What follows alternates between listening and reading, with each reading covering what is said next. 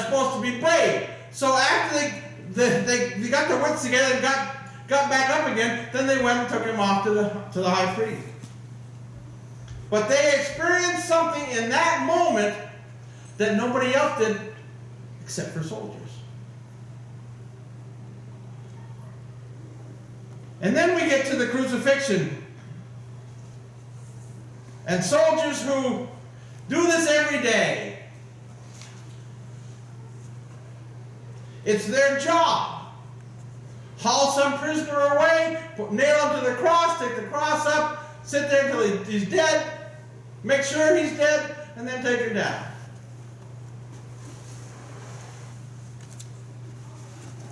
This one was different. They nailed Jesus to the cross, and they stuck the cross in the ground, and they heard Jesus say, God, forgive them, for they don't know what they're doing. Think about that. No soldiers had ever had anybody ask God to forgive them for killing them.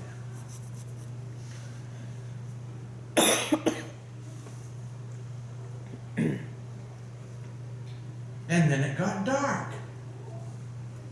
Chad, I'll never forget that line. That's my favorite line. We made a film about this. And Chad was the soldier. And in our little film, I still got that film, by the way, if you want to be embarrassed. VHS? Yes, absolutely.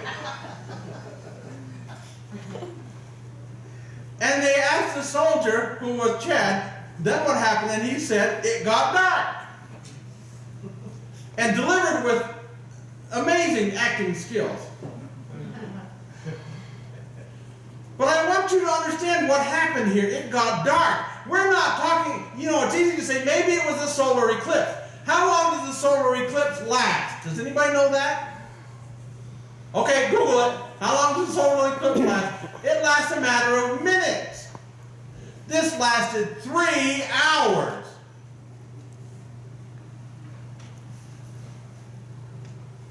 And then there was an earthquake.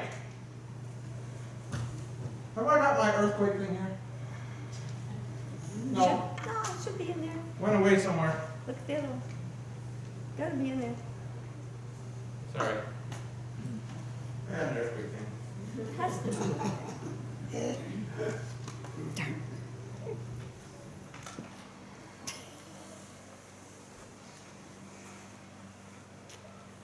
And now these soldiers who have a front row seat to this drama, when they hear people mocking Jesus, he said he was the Son of God, let's see him get down out of this one. He said he was the Son of God, let's see God rescue him if he really was the Son of God. And the soldiers are like, now see, this is when I need the boom. The soldiers are like, it got dark, it went boom. Maybe he is the Son of God. And all of a sudden they realized that they were not in charge anymore. Think about that. These are the guys who are in charge of crucifixion. And nobody fights back, and nobody ever beats them, and nobody ever even forgives them. But all of a sudden, it's not the same. All of a sudden, the conclusion that they have to come to was, maybe this is the Son of God.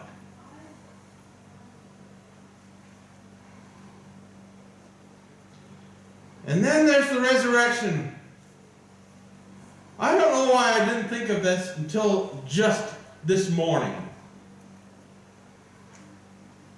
But you know who the first people were at the tomb? We think it was Mary. The women, they were there early. They were there at the sunrise, so they were there early. They were the first ones at the tomb. No, they were not the first ones at the tomb. Who were the first ones at the tomb? The soldiers. They'd been there all night.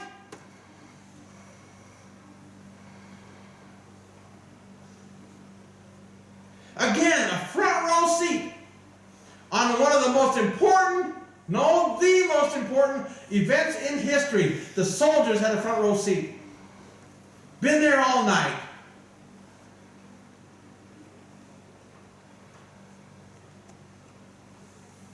And all of a sudden, there's an earthquake. Again. The stone is rolled back by itself. And this guy in the white robe sits on top of it. And the soldiers all charge him and beat him up.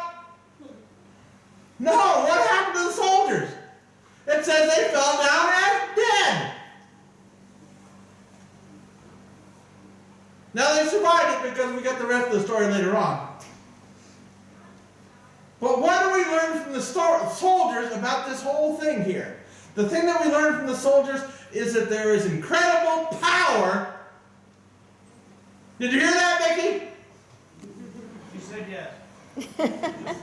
There is incredible power in this whole thing. It's not a tragedy. It's not a mistake. It's not the triumph of evil. It's the power of God. And the ones who experienced it 3 times personally were the soldiers. When they went to arrest him, Jesus says, I am, and it knocked them flat. When they saw him hang on the cross and saw it dark for 3 hours and an earthquake, and they said, this was the Son of God. And then being the first at the tomb, guarding it all night, all of a sudden there's an earthquake. The stone rolls back and this guy shows up.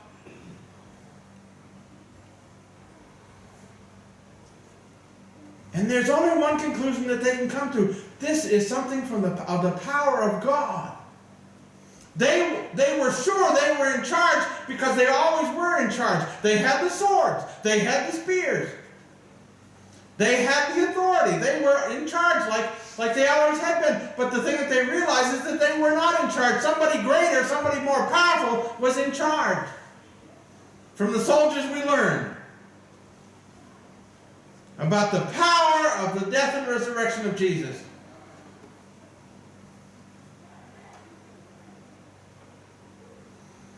But then you got a couple of other guys with front row seats.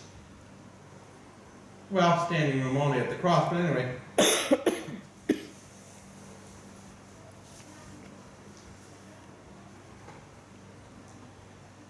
And it's almost become a part of our culture, become part of world culture about the thief on the cross and his 11th hour rescue. But I want you to think about the thief on the cross for a minute. This was a serious criminal. This was not a purse snatcher. You don't get put on a cross for stealing an old lady's purse.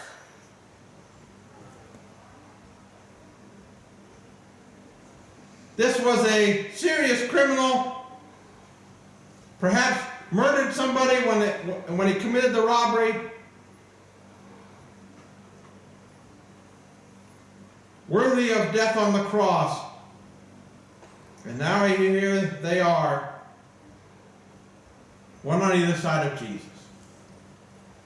They're watching it all happen. And it's easy to imagine one of those criminals being a tough guy.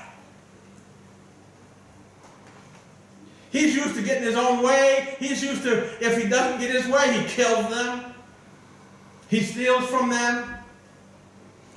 He's a tough guy. And he's now always out looking out for number one. And now he comes to this situation. He's hanging on the cross. His death is imminent. And here's a chance for him to get away. Because if Jesus really is who he said he was, he could help him get away too. But this guy has not been paying attention for the last 3.5 years. This guy, as a tough guy, has only been paying attention to himself. And for some reason he hasn't heard about Jesus calming the storm, raising the dead, healing the sick, preaching to thousands. He hasn't heard about him. He's too busy murdering and killing people and stealing from them. And so he comes to here and he doesn't care what Jesus is, he just mocks him as well. The other guy, maybe it's his accomplice. Maybe they're in this together. Maybe they've been in this together for who knows how many years. But he has been paying attention for the last 3.5 years. He's been reading the newspaper. Did they have newspapers back then?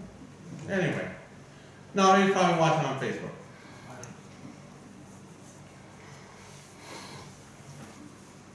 And he's been hearing rumors